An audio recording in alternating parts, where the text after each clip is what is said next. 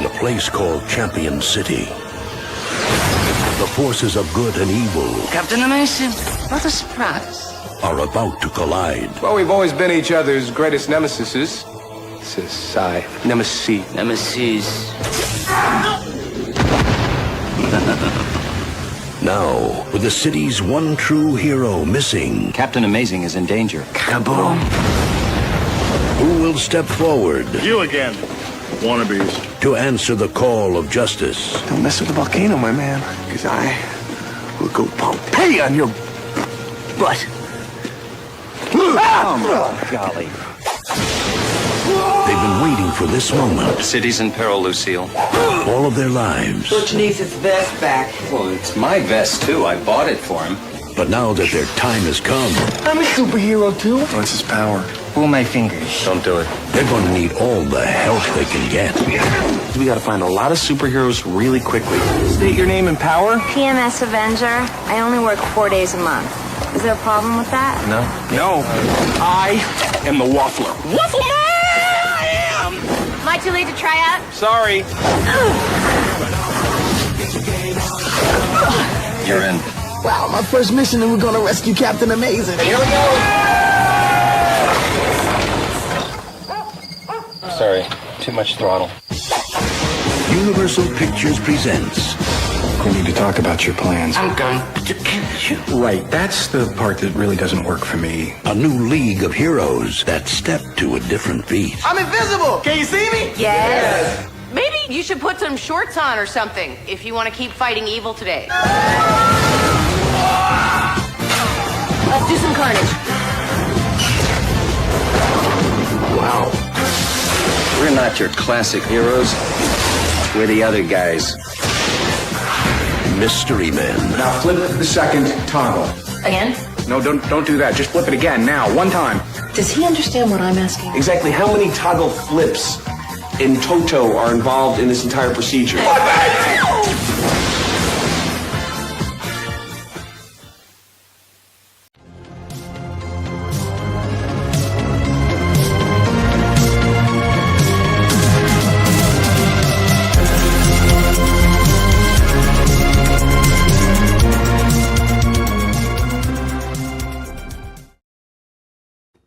And welcome back to the Movie Hero Network. This is Wheel of Movies, episode number 33. And tonight we are discussing 1999's Mystery Men, directed by Kinka Usher. But I am not alone, as always. I am here with my co-host, Richie Goodacre. How's it going, Richie? Yeah, man, going all right. Yeah. I had fun delving back into this. Haven't, it's a good concept. We'll get into it, but it's kind of interesting. I haven't gotten back into it since like the whole superhero boom of like the mid 2000s, and then everyone pre like MCU. So it's interesting going back to it, and but no, it's a fun watch. So I'm glad to talk about it. Yeah, no, it's been a while since I watched this one too. We'll get into it as far as our history of the movie. But as always, I'll kind of dive in. We were supposed to have Chad Weber tonight. He had to drop out last minute. But we will press on. Rewatch for me. I haven't seen it in a long time. But let's drop a few facts about the movie before we kind of get into our discussion of the film. As I said, 1999, released in August of 99, directed by Kinka Usher. His only movie. This is one of those one and dones. He was a commercial director from France. And music, I think he did music videos as well, or just mostly commercials. Actually, he was a commercial director. And he directed a lot of high-profile, very successful commercials. Did a lot of the Got Milk commercials of the late '90s. He was mainly responsible for the Taco Bell Chihuahua commercials. And it has won a lot of commercial awards actually, and so a pretty prominent commercial director. And then dove into this movie and his only movie, and then went back to commercial commercials right afterwards because he did not have a great experience in this movie. And He's so also it was very he's stressful. also in this movie. He's in this movie for like I think Yeah, briefly. just for a second. Yeah, him and I believe his daughter are in the movie for a minute. The budget of this movie ballooned out of control to $68 million, which is kind of insane to think about. And unfortunately, box office $33 million. So it was a box office flop for Universal, based on a Dark Horse comic called Flaming Carrot, the Flaming Carrot series that then introduced the Mystery Men within it. But only really two of the characters from the comic are kind of in this movie, mainly the Shoveler and Mr. Furious. All the other ones are kind of made up for the movie, essentially. Okay. So it's kind of very loosely based on the actual comic. If you heard it, Richie, in the trailer, it's actually All-Star, Smash Bros. All-Star. This was the first real exposure to that song. It was on this soundtrack, so it's kind of a misnomer that it's associated with Shrek. This predates Shrek by a year, and actually got onto the charts mainly because of this movie and that trailer, and then just blew up even further after Shrek. So it's kind of a misnomer that it began with Shrek, and then subsequently Rat Race as well a year after that would also use it. So yeah, that movie, that song was all over the place in this time. I forgot it was a part of this movie, so they started playing it over the credits. I was like, oh boy, another movie that plays All-Star over the credits. So yeah, Mystery Men, Shrek, Rat Race, one year after another. So it's funny. Leo's talking about Tim Burton. They didn't. That's kind of been dispelled over the years that Tim Burton had involvement. He had a little bit of involvement in the early script writing of this, but he wasn't. Most of the cast is confirmed that's not true. But speaking of Tim Burton-ish sort of things, if some of the sets and set designs and things look familiar in this movie, Batman Forever, a lot of stuff repurposed from Batman Forever, which is why it looks like that.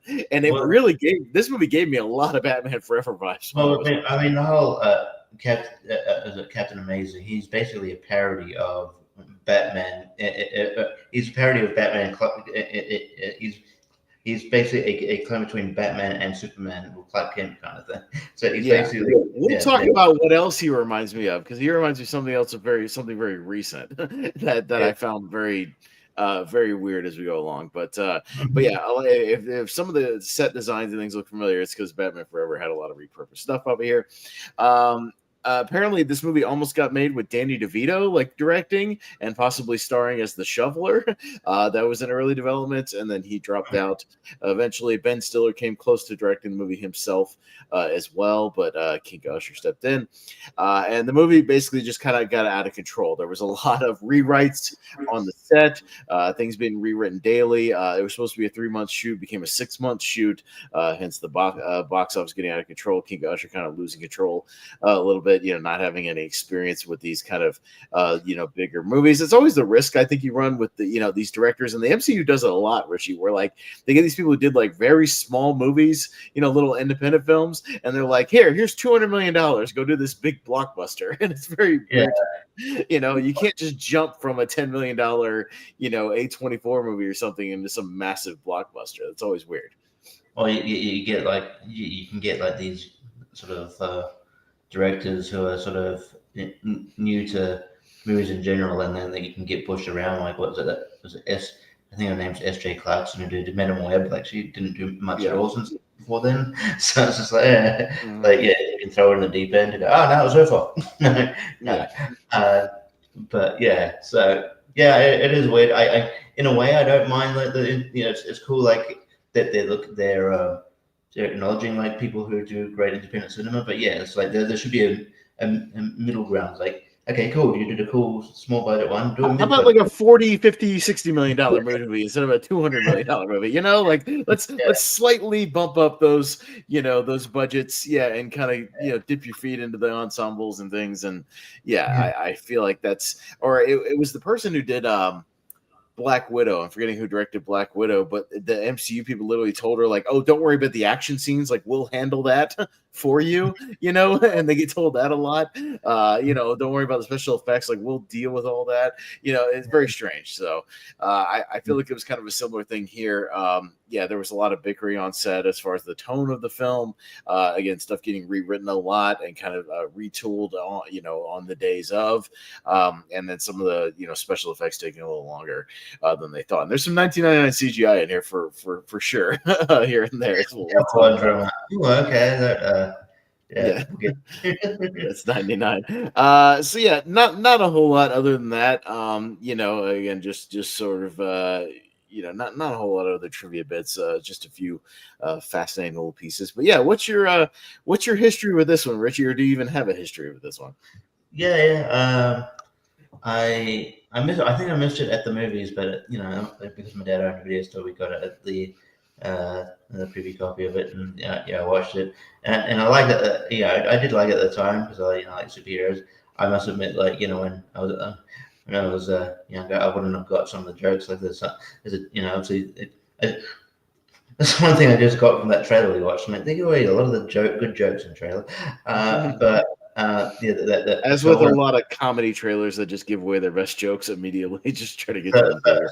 I wouldn't have got that PMS joke, the PMS joke when I was in, but so there's a good like jokes I picked up like on my other my recent viewing just then, but so I probably watched it. I would have been about, I think I was about 10 or something when this came out. So but I remember enjoying it. I remember enjoying the cast at this time, because I was a big fan of, everybody, what I was, big Ben Stiller fan. Obviously Jeffrey Rush because, Australian guy, but Hank Azaria because of The Simpsons, Paul Rubens, obviously coming off Pee Wee Herman, but also Matilda at the time too.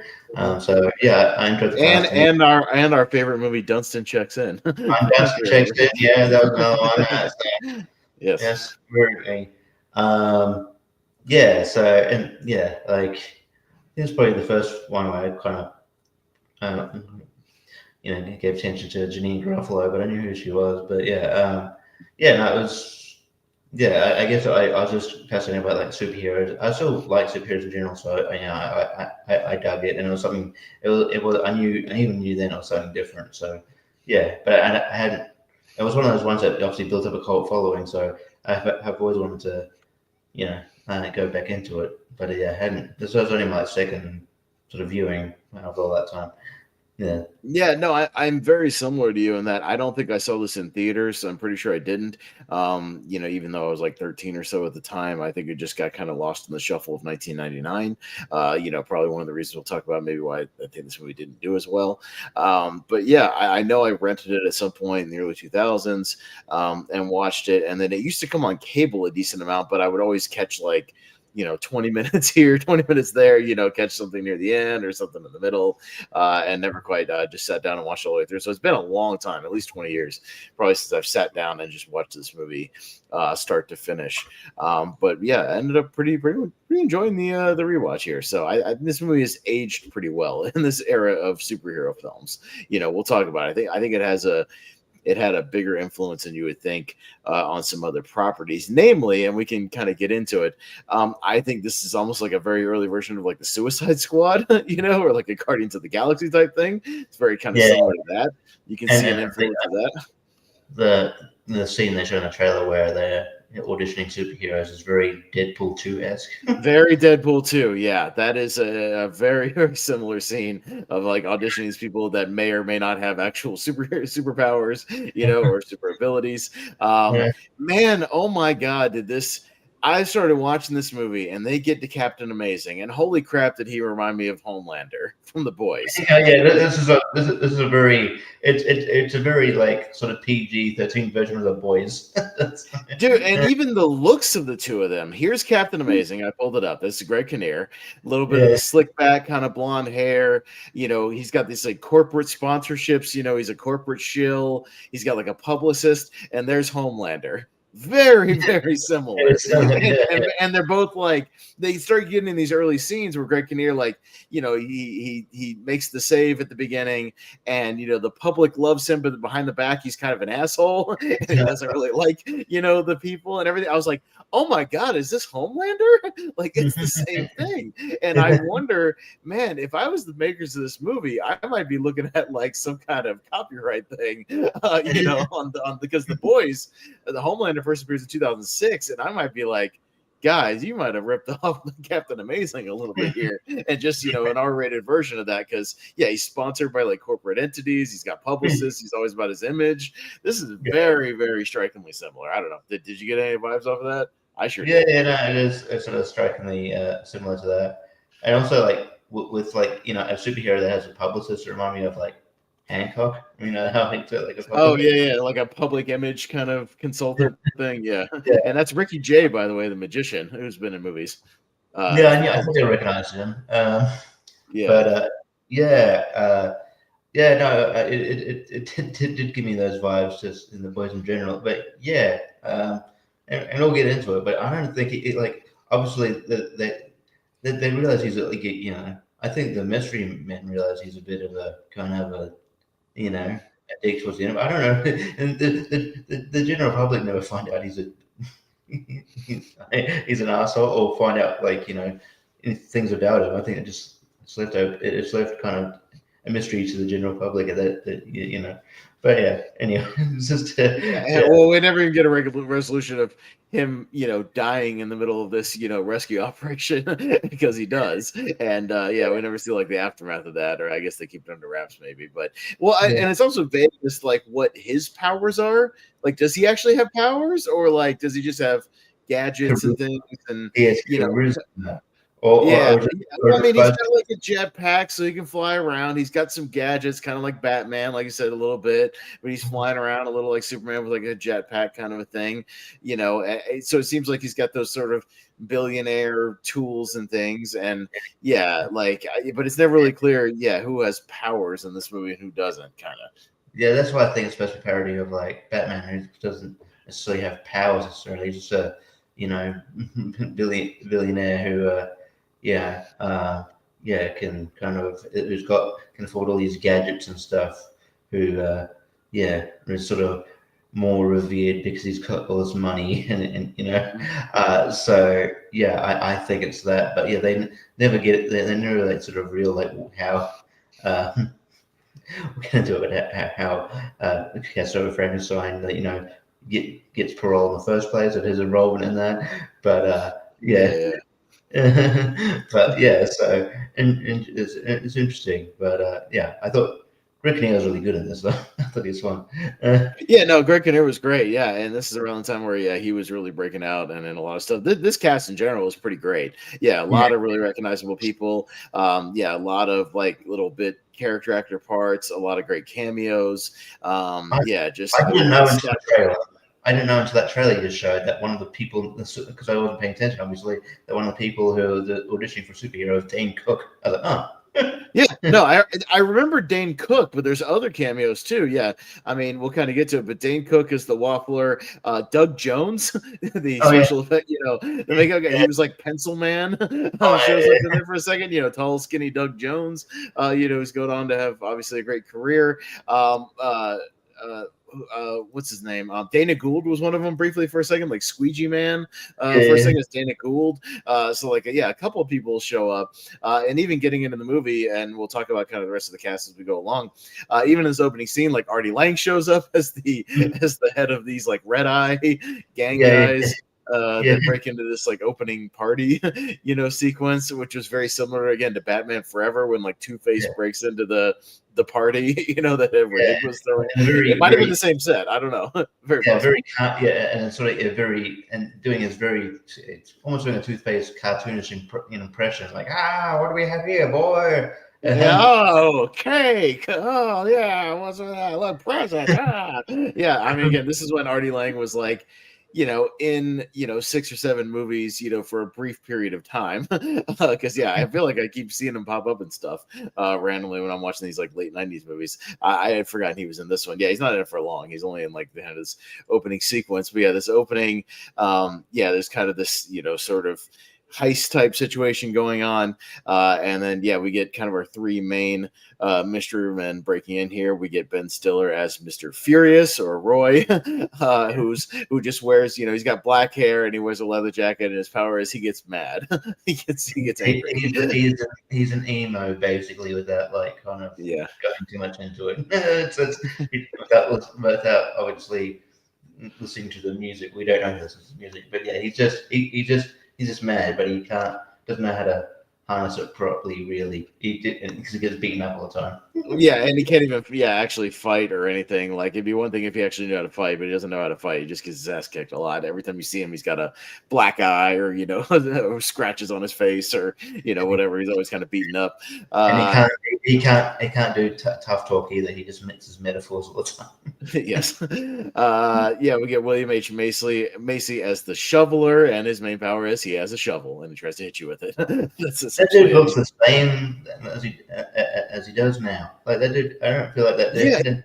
William H. Macy is one of those guys. We talk about those guys that they get to a certain age and they look that age forever. He's looked 50 forever. Like William H. Macy, even in these older, movies from like the 90s stuff, still looks 50, and he still looks 50. Like it's weird.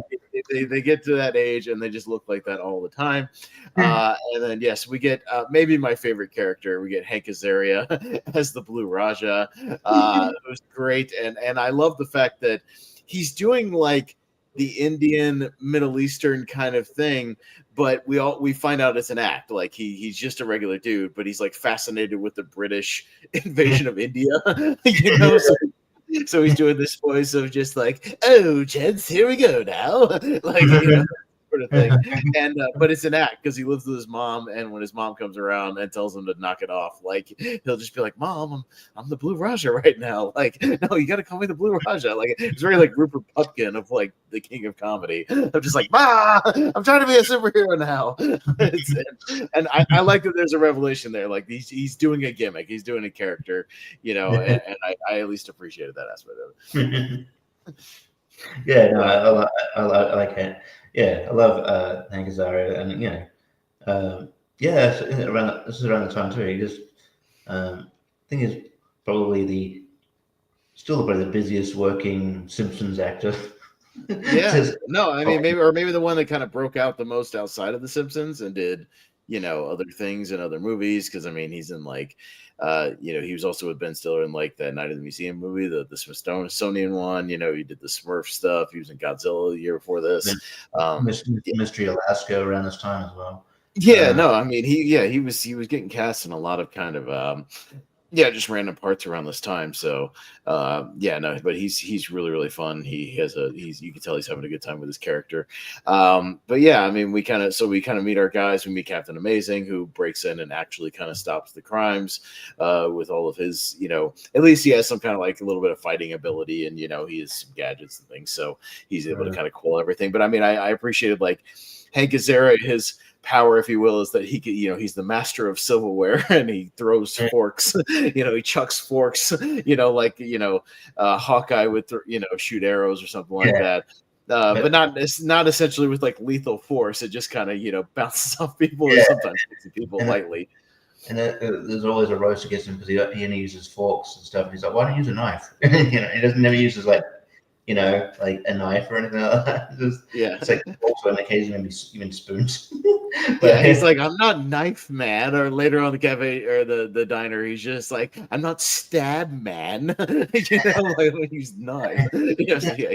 At one point he just throws a spoon at somebody who does nothing, of course. It's very, very funny. The way he kind of wields all of his cutlery. We see the Captain Amazing is like this. He's got sponsorships, all over his thing. It's like Rayovac and Pepsi and Reebok, and he's like an NASCAR driver, basically. Yeah, he's a NASCAR superhero. Yeah, and he's losing sponsorships. As you mentioned, he loses his like Pepsi sponsorship or something like that. And essentially, the crux of the plot is that he kind of orchestrates, Casanova Frankenstein's release or parole as his billionaire counterpart. I think it's Lance Hunt or something like that. His kind of billionaire persona. His Bruce Wayne, if you will, because I took it as that almost. Yeah, it's sort of the Bruce Wayne, but also Clark Kent, because they make fun of the fact that he obviously looks like it's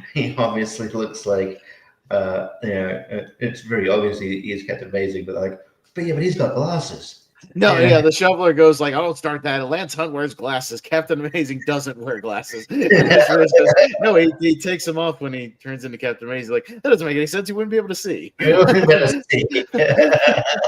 it's very like deadpan, but it's very funny. Yeah, the way William H. Tracy just buys into it. He's just like, "No, it's not. They're different." So I mean, they acknowledge that fully. It's very funny. The stuff people can tell, obviously, and then people like William H. Tracy can't.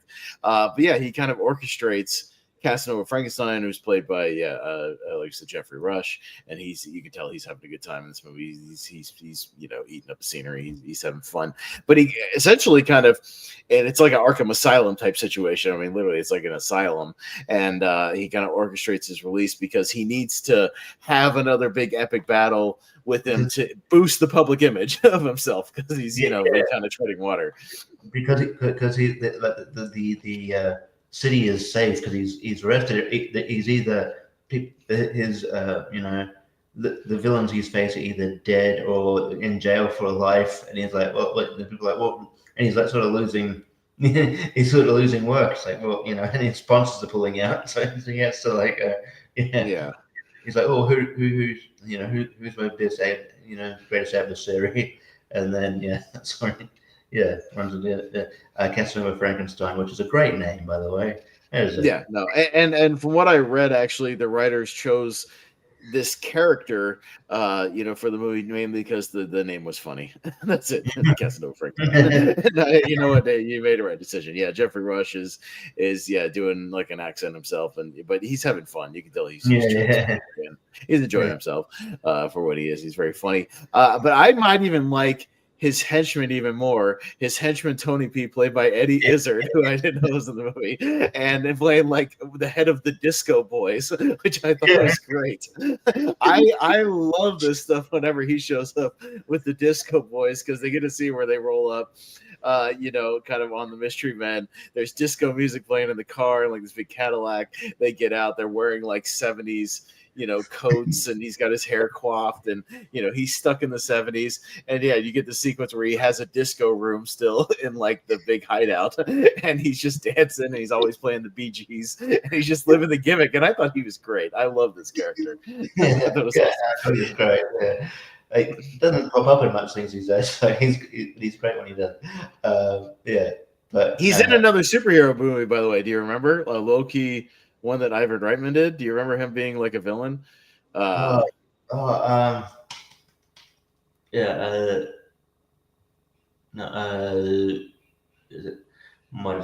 What was it? My Super Ex-Girlfriend with Uma Thurman. You ever seen that? The one with Uma Thurman. I haven't. I saw it a while ago, but I can't remember. So he's like the best thing about that movie. He's great. He's like kind of the villain, but at the same time, when you hear the story and like the story of the movie, he's kind of the hero of the movie. He's great, and he's having a lot of fun in that one as well. So this is not his only kind of superhero-ish venture. But I like Eddie Izzard whenever he shows up. I think in movies he didn't do like a ton of movies, but I think whenever he does, like he goes for it. Like I think everybody does. He was in one of the Oceans movies, right? He was in the Oceans. I think like Ocean 12 or something, was it? Yeah, he's good in that. Yeah. Or Ocean's 13. Yeah, maybe both. He's in 12 and 13. But he's in My Super Ex-Girlfriend. And what else was he in? He's in oh my God, he's in Shadow of the Vampire. He's in My Super Ex-Girlfriend. He's in Chronicles of Narnia, does a voice. He's been in some stuff, more voiceover things than on screen, but he's done some stuff, but he's fun. I like this gimmick of like there's also these other henchman gangs, as we see at the end of the movie, is like the frat boys and the not so goody mob, played by the goody mob, the actual the rap artists. And like I like this stuff. I like this world of like these different like weirdos running around. I at least appreciate it's a little bit of world building that I like. Yeah, and you have like an undercover brother-esque, like like blaxploitation sort of a tiger from like Tekken-esque sort of. So these characters are great. Yeah, these characters are fun. So he's got a machine called the Psycho Franculator, which is like a reality bending machine, that he wants to unleash on the city. And Captain Amazing has like a confrontation, but he gets overwhelmed kind of very quickly, and he gets sort of held hostage. And that's kind of the setup for the movie, where the mystery men have got to they go to like try to save him initially. But they get thwarted by the Disco Boys because they have guns. And it's very, very simple. Okay. And then that's when they realize, we all probably need help here. Yes. And that's kind of where the movie kicks off, because as you said, they start to recruit people sort of one-on-one.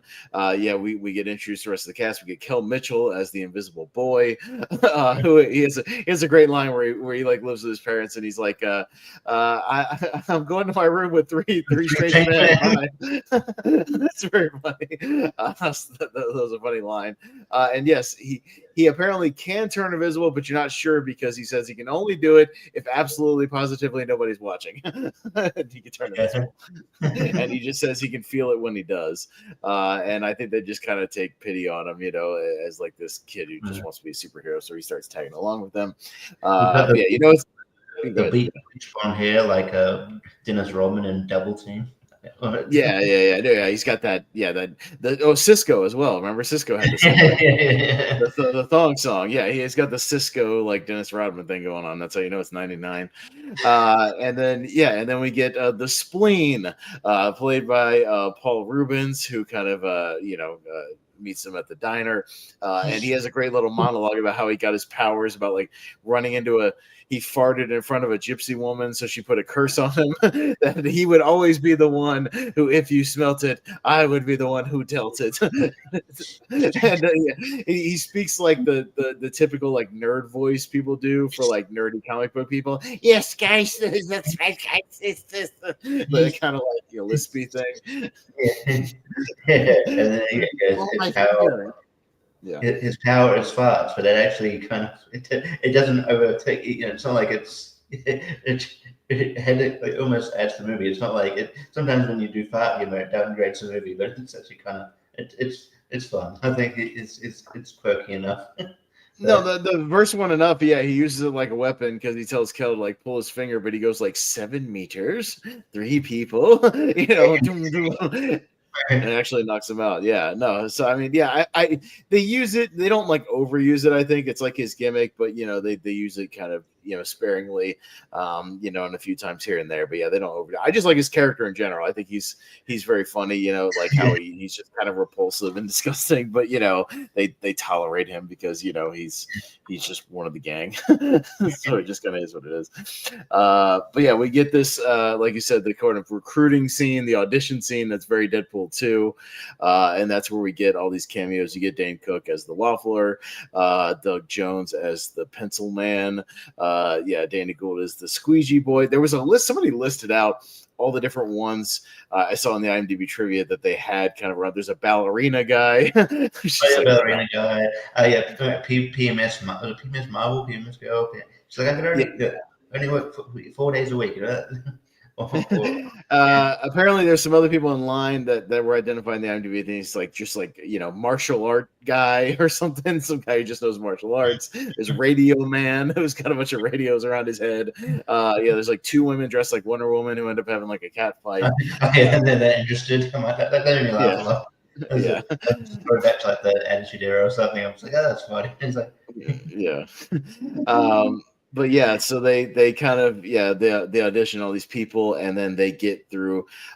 They recruit the Bowler, played by Janine Garofalo, who again, this reminds me of something in the Super Suicide Squad, where if you remember that the Katana chick, remember she has like a sword that has like her husband or something's like soul inside of it or something. It kind of reminded me of that because she's got this bowling ball that, like, I guess the spirit or something of her dad with his skull is inside of it. Or is it a dead? Is it a dead? Like, what is the skull? A dead like skull as well, or just a normal? I think it actually is the dad's skull, but he's like also like his spirit is like inside of it too, so it's kind of sentient a little bit. Yeah, in the thing because it can kind of bounce around by itself. But she sort of controls it. Because she talks to it a bit.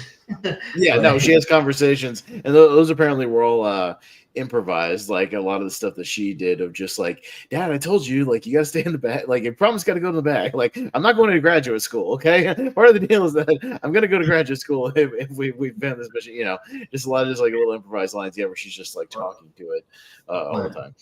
Well, yeah, it's one of those scenes where it's like, well, we can't find anybody, and then she shows up late. Oh, yeah, have I turned up late? Are the auditions over yet? You know, yeah. And then you're like, well, yeah, get out of here. And then she has a bowling ball thing. So, holy shit.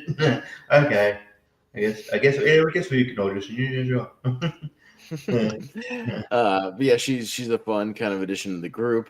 We get a few action beats here and there, like they find his limousine at one point while they're driving around and they kind of ambush it, and again it's another kind of funny scene where they're all just like kind of a minor annoyance to him as they're like attacking him because the shoveler, he's just hitting the side of the car and just putting little minor dents in it. Hank Azaria is just running the fork along the side, Ben Stiller's just jumping up and down on the car. Going, the roof is on fire. The bowler, she just throws it through one of the windows and it kind of bounces in and out of there. The spleen farts inside of the car. But it's just more of a general kind of annoyance than an actual sort of ambush as they drive away. There's some funny bits there that I appreciated. But they sort of they're celebrating, and the Disco Boys try to ambush them, but they are interrupted by the Sphinx, played by Wes Studi, who's kind of our last one that gets introduced, who's kind of becomes the mentor character, the one giving the wisdom, but all of his wisdom is very surface level, like meme wisdom. It's just words that it's those memes you see, those quotes where it's just like the reverse quote, so it's like the quote and then the reverse of the quote, which is just like you must control the rage, not let the rage control you. Like those types of quotes. And it's he was. I think he was going to say that. It was funny. It was like, but Ben Stiller was onto him. And he goes, "What? We're going to say let the rage control you?" He's like, "Not necessarily." Not necessarily. Would you tell me to put these watermelon on my feet? I don't recall telling you to do that.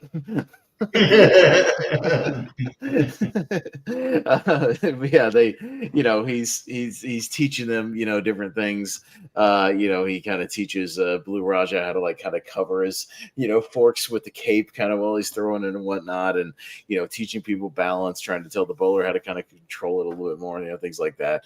And then we also get Tom Waits, who showed up in a lot of movies I've been watching lately. He was in way more movies than I remember him being. As this kind of weapons designer who was like this recluse who lives in an old carnival, just in the middle of nowhere, and he makes non-lethal weapons. So it's all stuff that won't kill anybody. It's like they call it like a shrinking. They say it's like a shrinking gun, but it just shrinks your clothing to where it's just really, really tight on you, which they use later. There's a blame thrower instead of a flamethrower. Janine Truffle and told her to start going, just blaming stuff. You're a badass to the tape. You got terrible power. You're terrible. You're the fault. Yeah, it just makes people just get angry at each other and start yelling at each other. That's very funny. He's got like a tornado thing, which doesn't come back, by the way. Apparently, there was an original ending they filmed where they used the little tornado in a can thing to stop the machine, but they changed it because it was weird that never comes back. They use like this tornado thing, and then that never comes back at the end of the movie. the tornado in the can thing was right, and I was like, okay, this is 1999 special effects because that looked bad. Yeah. There's some very like kind of rough CGI in there where like Paul Rubens is getting thrown around and yeah, that kind of stuff. So yeah, there's definitely bits of that here and there. But what are you gonna do? Yeah, it's 1999. They do the best they can. So yeah, they get kind of equipped for battle. They get kind of their confidence back. Yeah, Furious kind of he breaks off with them for a little while, but he comes back as he starts to go out with Claire Fulani. Sphinx makes them like design outfits, and it's like we want to find it, and then it's just they're just sewing shit. Yeah, he's got a circle of just sewing machines and fabrics, and they're all sewing their own outfits. Yeah, I mean, again, there's some funny bits in here, man. Like where, yeah, it's very kind of a deconstructing of a superhero thing that you never see them doing. Yeah, I mean, because you get the training montage, you get the recruiting montage, all this kind of stuff. But yeah, it's very kind of you have these little moments where they're doing the stuff you never see. Yeah, of course they're building out the big car they use at the end, the big German car that they kind of becomes their van, if you will, that they drive around in, and then they've got to come up with this plan and gear up for the kind of final battle here at the mansion. So yeah, you got this meeting of all the different, like I said, the different factions and gangs. They're all kind of having this party. Michael Bay was one of the frat guys. I don't know if you noticed that. He was the guy in the front. That makes sense though, but yeah. The frat boys, Michael Bay is the one sitting at the actual table with the frat boys behind him because he pops up in Armageddon, like in the Hubble telescope thing. But yeah, he's also right there. So yeah, he pops up for a second. Yeah, it's the actual Goody Mob. It's the not so good, including CeeLo, CeeLo Green, who has some decent camera time in front of the camera. So some early CeeLo, who a lot of people would know later. And yeah, that's where we get a couple of the apparently Ricky Brackman is in there somewhere as one of the frat boys. We saw him on WCW for a little while. The MTV guy Ricky Brackman is in there. So yeah, a couple people kind of popping up. I also read that Sung Kang, who's Han in the Fast and Furious movies, was in the opening, one of the band members in the opening scene. This is like his film. Okay. Weird. Kind of a weird, just like he doesn't really have a lot of screen time, but he's there. Just kind of in the background, but it's one of Sung Kang's early movies. But yeah, so I mean, we get this, kind of it's a typical like superhero culmination. We all got to work together, Richie. We all got to everybody's got their part, and plays their part with their different powers and whatnot. Because it starts with they use some of Tom Waits's equipment, like this magnet thing to kind of suck everybody's guns up. There's a kind of a death ray sort of thing that they have to go switch off. So the Invisible Boy, you find out he can turn invisible. But again, nobody looks, so he turns invisible. But as soon as everybody turns around to look, he pops back in. He's naked, of course, because if you went invisible, the clothes fall off. Can you see me? Yes. It's like maybe you should put some shorts on if you're going to keep fighting evil today. Yeah.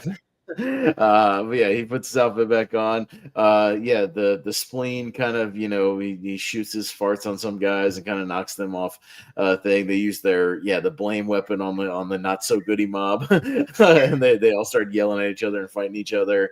On the girls, the blaxploitation chicks get shot with the clothed, shrinking gun, so their skirts get really, really tight. They all get kind of wedgies and whatnot. And then you get this confrontation with Casanova where they all again have to kind of come together. The shovelers, kind of learned how to not just swing the shovel, but also kind of, do a little more hand-to-hand combat and kind of use it as an accessory as well. He even has the little mini gardening tool shovel, a little trowel. At one point he gets an extra one. Mr. Furious is able to climb up to Frankenstein with the help of Blue Raja throwing the forks into the actual wall so you can kind of climb up with the forks. So everybody's kind of using their powers together and whatnot. We forgot to mention, I skipped by the bit where they get to Captain Amazing and his death scene, which is horrific and horrifying. I forgot to talk about that.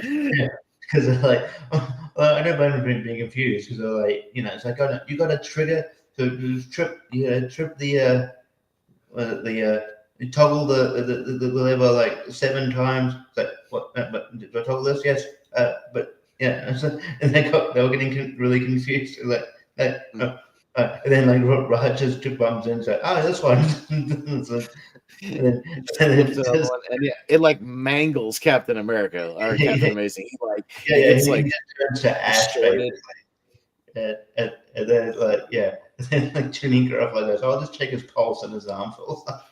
That was an improvised moment as well. Apparently, she like touched the arm and she didn't know it was gonna like pop off, and so sure, her jump was kind of legitimate. But yeah, the way it, like with the CGI, it, like mangles his face almost like the way the guy in Time Cop kind of dies. Like he gets like distorted and weird before he just kind of melts and turns to ash. It's really very disturbing. It looks like a pretty painful death. And then like following that, like he kept Raj kept referring, we killed the guy. I'm like, no, you killed him. I was hanging out over here and you guys killed him. Yeah, that's very funny. Yeah, there's some good like subtle little kind of lines in here. It's very funny. But yeah, they all kind of come together and have to they Mr. Furious kind of summons his inner rage and he fights Jeffrey Rush and kind of puts a little beating on him, and then they've got to actually stop the machine. And it's your typical like death ray in the sky, type machine, and it's gearing up. But they end up doing this sort of group hug thing, and Janine Garofalo throws the bowling ball, down the chute, and it kind of bounces around like it's hitting bowling pins, and kind of knocking off all the different beams and stuff like that, and kind of disables it. Yeah, no, it's cool, and like basically telling her dad that's going to sacrifice him, but then she's talking to him afterwards, so I don't know. I think he's still alive. Yeah, he's a little burned up and like kind of mangled, but I think it's implied that he's still alive. I guess. Yeah. Yeah, and then like then they're like there's this like obviously then they finally get recognition. So it's like a news report. It's like, oh yeah, there's a news report, and then like, oh, is there any survivors? And like they miraculously come out, and that's when they're like, oh yeah, like that's when they drop the title of the movie. It's like, oh, these mystery men, and Woodstood goes, I got it. We could be the what was it, the something squad, like the super squad or something like that. Yeah. Well, and Kel says we should be the super dudes, and which might be a callback to All That actually, because Keenan played a character on All That called Super Dude. So that might be kind of a subtle reference to that. Who he was like a Superman who was lactose intolerant. All of his adversaries were dairy people who like threw like milk or yogurt or something on them. So it might be a nod to that actually with the Super Dudes thing. Yeah. So like we could be Super Squad. Yeah, it's very obviously very close to Suicide Squad. So that's interesting parallels there. But and then it's like no, and then the reporter's like no, well whoever these are, we got to thank these mystery men. And I was like, I feel bad because they call them mystery men, but like, there's got a woman in there. The bowler is Janine Garofalo. It is a woman. So ignore her that she's there. I guess we'll just go with mystery men. But yeah, I mean that's kind of like most of the actual plot.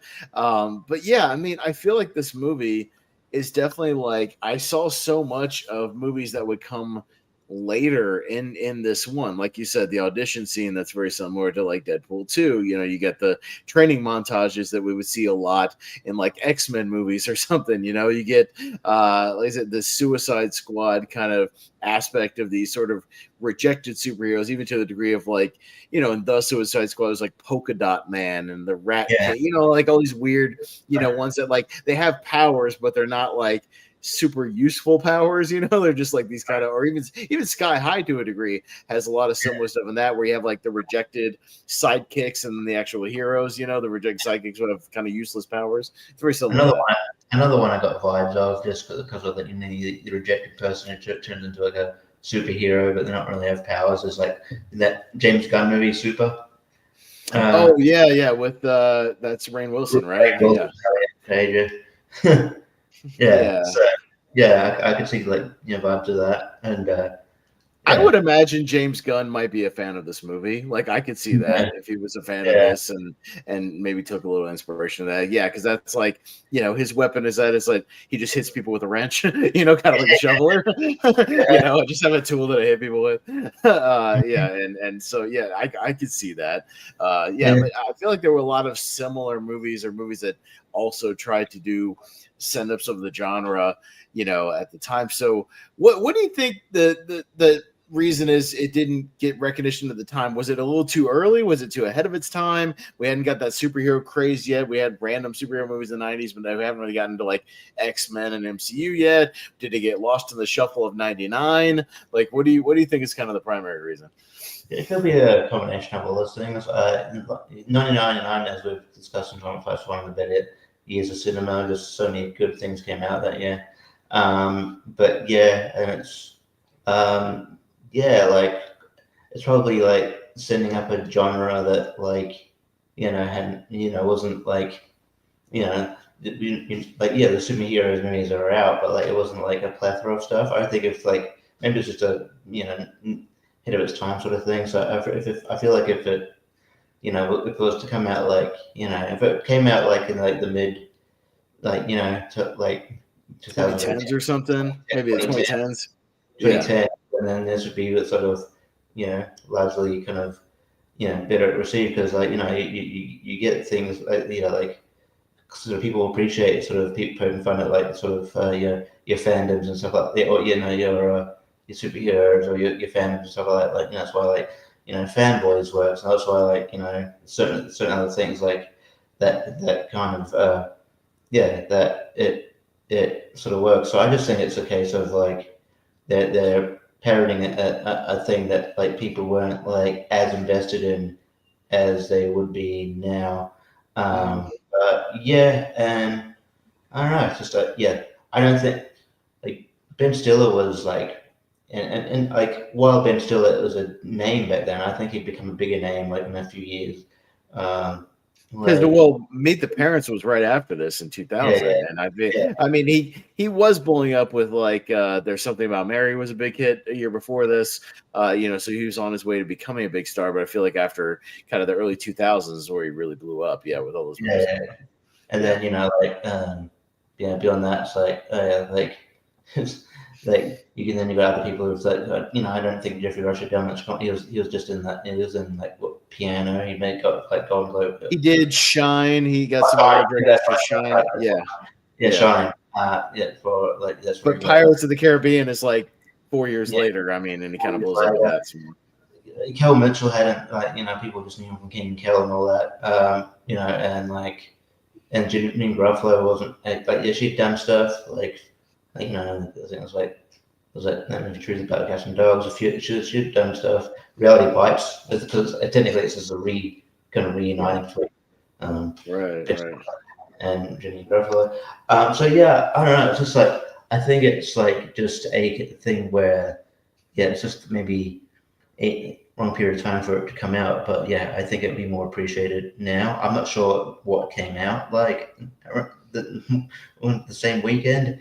I bet the same weekend apparently The Sixth Sense was released, and that was a huge hit. That doesn't help a lot. Well, and there was a lot of just big hits. I mean, you know, they actually moved it back. It was going to come around the same time as episode 1, but they pushed it back. But even when they pushed it back, I think they didn't anticipate The Sixth Sense being a giant hit, and it was a monster hit. You know, as with a lot of. But again, it was just a stacked year. There was a lot of stuff coming out in '99. You know, that was very. It was a good year for cinema, so a lot of people were you know, seeing stuff. Yeah. So but you know, I know. I read that, like, you know, it was like, the cast expressed interest in a sequel, but I acknowledge that, you know, it's probably not going to happen. But, you know, like, we've seen sequels. We live in a time where we get sequels to stuff that's from 20, 30 years ago. So you never know. That's all I'll say. Yeah. But yeah, because I feel like you could bring the primary characters back. I mean, sans Paul Rubens, obviously, who passed away. But you know, I feel like you could at least bring the primary 3 or 4, and then also introduce new mystery men. You know, new characters. You know, goofy characters. Yeah, new characters or whatever. Yeah, I'm actually surprised. Not that I'm like, not that I'm like clamoring for anything, but it seems like I'm surprised that they haven't actually gone the remake route of Yeah, remake. yeah, maybe. Although maybe it's just been we've had, like you said, those other movies that are kind of similar in nature. So maybe we just haven't gone that route. But I was actually going to make a parallel to another '99 movie we talked about, Galaxy Quest, which was ahead of its time the same year, Yeah, which was again kind of similar in that we're discussing geek culture and like Comic Cons and sci-fi fandom and like. But I think another case of where it was kind of ahead of its time before the geek craze that would come out like 10, 15 years later. And if you put that movie out 10, 15 years later, it does way better than 9 and 99. And sometimes these movies are just, wrong type period, before they would. Yeah. It's ironic too, because like I have to finish this movie, like it's Paramount Plus, like because I got Paramount Plus through like YouTube. That's what Paramount Plus is. This movie is on Paramount Plus, but like the movie it suggested out right afterwards was Galaxy Quest. I'm like, I can see why you'd do that. It's very, very similar, of like just a different genre of movies, with like sci-fi, but there's very similar things, with the fandoms and the Comic Cons, and I think it's there's a comment in 21 Jump Street when Jonah Hill they first show up to the high school, and because he's kind of a geek or whatever, and he's like, man, I was just born in like the wrong time. If I was born like 10 years later, like it's cool to be a geek. You know what I mean? Like 2009 instead of like 1999.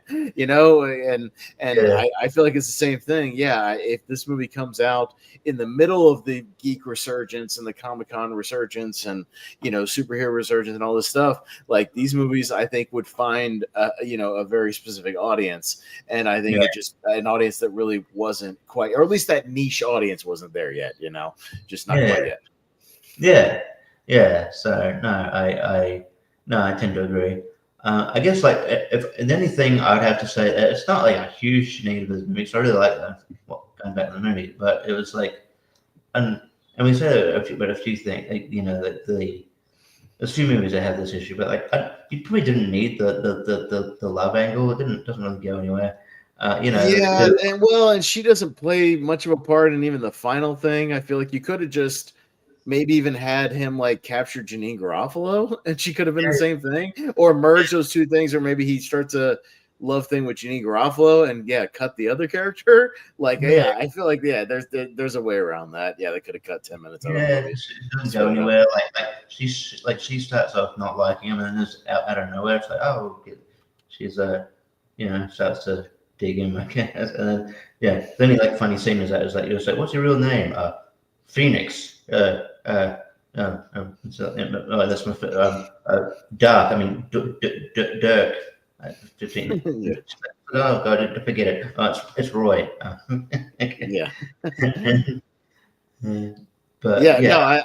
I'm kind of with you. I think you could have cut the Claire Fulani thing and either merged it with Janine Garofalo or just kind of cut it all together. It's not terribly necessary. You could have had him just capture, or hold hostage one of the other Mystery Men team members, and it would have. It would have given the same amount of like motivation to go after him. And just so there's like forced like love connection, which I didn't really buy in the first place because it was very they sped through it quite fast. So I mean, you could have even to a degree. We established that William H. Macy has a wife. You could have had him like maybe the wife shows up to like tell him to come home and knock it off, and maybe she gets like mixed up in it somehow, and gets like held hostage. I don't know. A character has already been established, like that he cares about, but she, but and then maybe he proves his heroism in front of her, like that he's a hero because she's kind of like ready to divorce him and shit like that. Like there's a way you could have merged that in there. Or to that end, maybe like in order to like sort of makes to get her to take him seriously. Maybe like the Blue Roger's mom gets Oh yeah, no, I mean because they show the mom quite a bit, and maybe have her like somehow get involved and become the hostage, and he's got to step up, and they have a scene with her or something. I mean you could have worked her into it, or there's other characters that have already been established. You didn't need that, so I agree. So I mean there's a few wonky like. The movie probably could be 10 or 15 minutes slightly shorter. But even then, like, it's not bad. It's not bad. I mean, it's like a 2-hour movie, but it probably would be a little bit tighter if it was like an hour 40, hour 45, a little bit. Yeah. So. Yeah. All right. went away for a bit there, but yeah. I did too. That was weird. But anyways, we're back. Yeah, no, I agree. But but for the most part, I think I had a lot of fun with it. So yeah, it works for me. But yeah, it's one of those movies that just came out in the wrong era. But it was cool that it was on the wheel. So yeah, it was. Yeah, no, for sure. I'm glad I got a chance to rewatch it. I said it's been a long time. I could see myself putting this on more often, kind of like Galaxy Quest, and working it into rotation and actually kind of, watching it because I did connect a little more to it since I've been kind of burned out by some of the superhero stuff, lately. I think kind of you are, just kind of the same thing over and over again. It was kind of refreshing to see, an older movie that kind of tackled, some of these tropes and some of these things, and seeing some of the stuff I've seen in other properties, like The Boys or Suicide Squad or Deadpool and things like that. So that was fun. Overall, I very much enjoyed this rewatch, and I like seeing all the different people that popped up in it that I forgot were in it. Like Eddie Izzard and some of those guys that I really really enjoyed, and I kind of dug it. So it was a really solid rewatch, man. I enjoyed going back to Mystery Men. It was one of those pleasant ones. I guess a nice bounce back from last week when I thought I liked What Dreams May Come and didn't like it very much at all. And this one, I was like open to rewatching it, and ended up being a positive rewatch. So I'm much more in tune with that. So much better.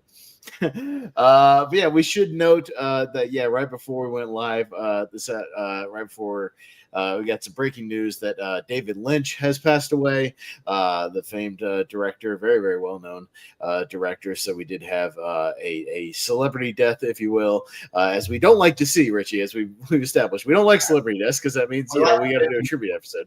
We want people to live. We don't like that. So I mean, I think it feels kind of obvious that we have to do something Lynch related. So we haven't quite decided which one we're going to do. We're going to talk, over the next couple of days and figure it out. I did post a poll in one of our kind of private group chats. It's looking like it might either be something like either The Straight Story or The Elephant Man or possibly Mulholland Drive. We'll talk about it. Obviously, Blue Velvet's still on the table if we want to do Blue Velvet.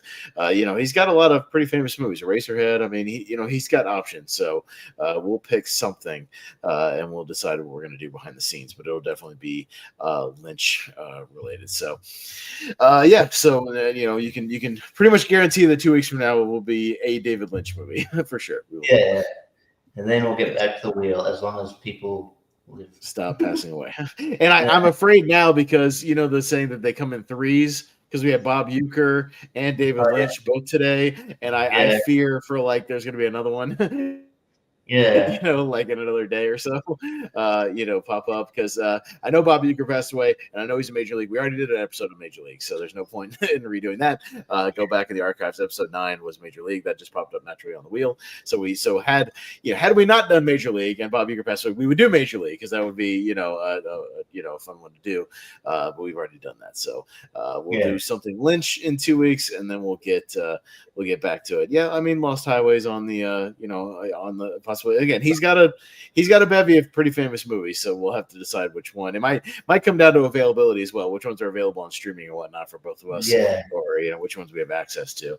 But we'll do something. I'm not a big Lynch guy. I'll say that right off the top. The ones that was the one I've seen, I'm kind of hit or miss on them, and haven't been up my alley. But I'm always willing to give another shot and see if I like him some more. And there are going to be those. Even people on the wheel that say, okay, that's not really up my alley, but I'm willing to, if it's like, again, if there's discussion points, you're like, cool, I'll give it a watch, and so,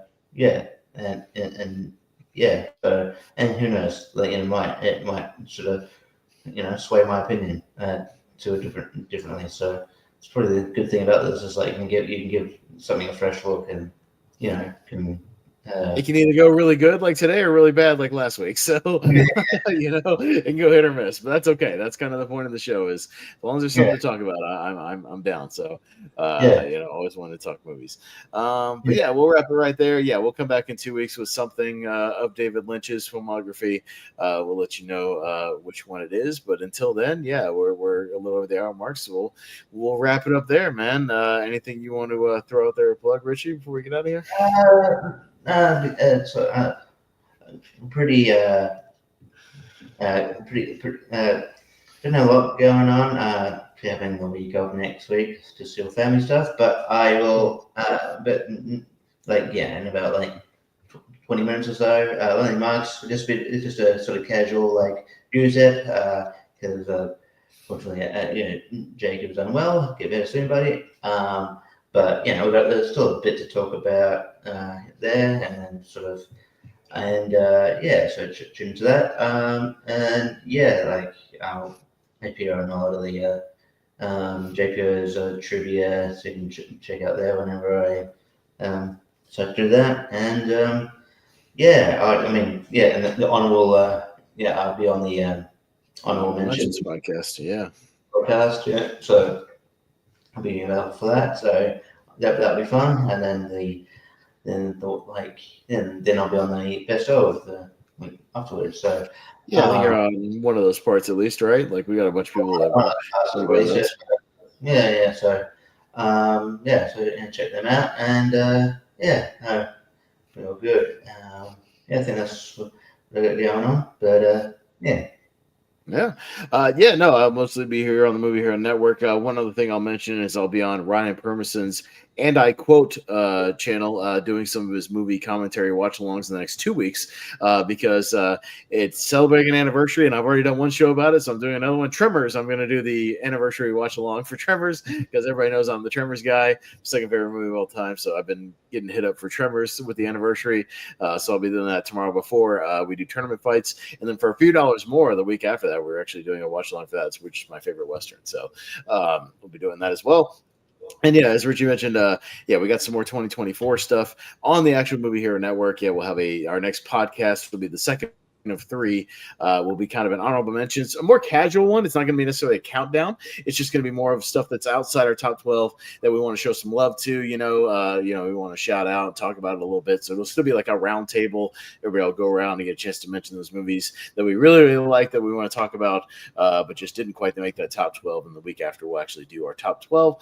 And we'll have our 3-part 2024 series next week. So it'll be Monday, Wednesday, Friday, doing the actual movies of 2024. So we'll be wrapping up our discussion of 2024. So that'll do it for tonight. As we said, about 2 weeks we'll be back with one of David Lynch's movies. We'll talk behind the scenes and lock it down, but we'll do a David Lynch feature in honor of him. But that'll do it for tonight. So thanks, Richie, for joining me. So for Richie, I am Austin Pez Howell, and we'll see you next time on the Wheel of Movies.